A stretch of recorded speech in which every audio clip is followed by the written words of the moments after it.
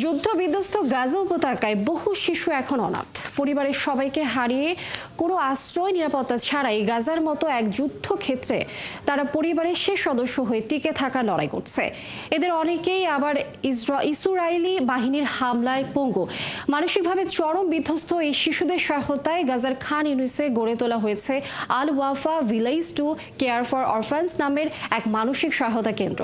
সৃষ্টি ঘটকের আরও একটি প্রতিবেদন। যেদিকেই চোখ যায় রঙের খেলা, যেন এক উৎসব চলছে চারপাশে। নেই যুদ্ধের ধ্বংসস্তূপের চিহ্ন আর রোগ শোকের হাহাকার। দেখে কে বলবে এটি গাজায় ইসরায়েলি বাহিনীর লাগাতার হামলায় মাটির সাথে মিশে যাওয়া খান ইউনিসেরই একটি গ্রাম। অনেকদিন পর একটু ভালো লাগা কাজ করছে।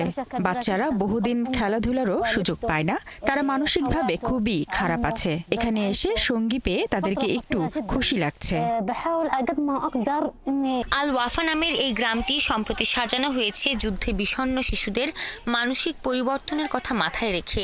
দেয়ালে দেয়ালে কার্টুন চিত্র, উজ্জ্বল রঙের আলপনা, দেখে মনে হয় ধ্বংসস্তূপের পাহাড়ে ঘেরা গাজা থেকে এ পুরো ভিন্ন এক পৃথিবী।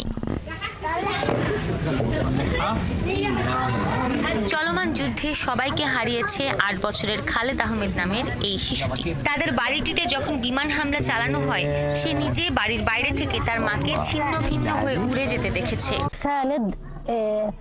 এই দৃশ্য কেউ কিভাবে ভুলে যেতে পারে? খালেদের জন্য স্বাভাবিক হওয়াটা খুবই কঠিন হয়ে পড়েছে। আমরা চেষ্টা করছি তাকে অন্য কিছুতে ব্যস্ত রাখার, ওর মন ভালো রাখার, তাই এখানে নিয়ে এলাম। নিজের পরিবার আর সর্বস্ব হারিয়ে ফেলার বর্ণনা দেয় খালেদ নিজেও। মায়ের মোবাইল আনতে গিয়েছিলাম, এই সময় আমাদের বাড়িতে হামলা হয়। আমি একটা সোয়েটার পরেছিলাম। বোমা হামলার সময় আমার শরীর থেকে সোয়েটার উড়ে যায়। অনেক ধোঁয়া ছিল। আমি উঠে দাদির কাছে যাওয়ার চেষ্টা করি। আমার এক পা কাজ করছিল না, অন্য পা দিয়ে ঠেলে ঠেলে আগাতে থাকি।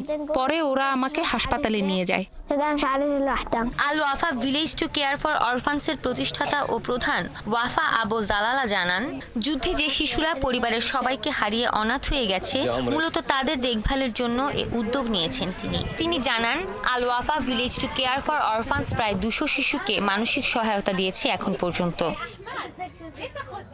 সৃষ্টি ঘটক, ৭১।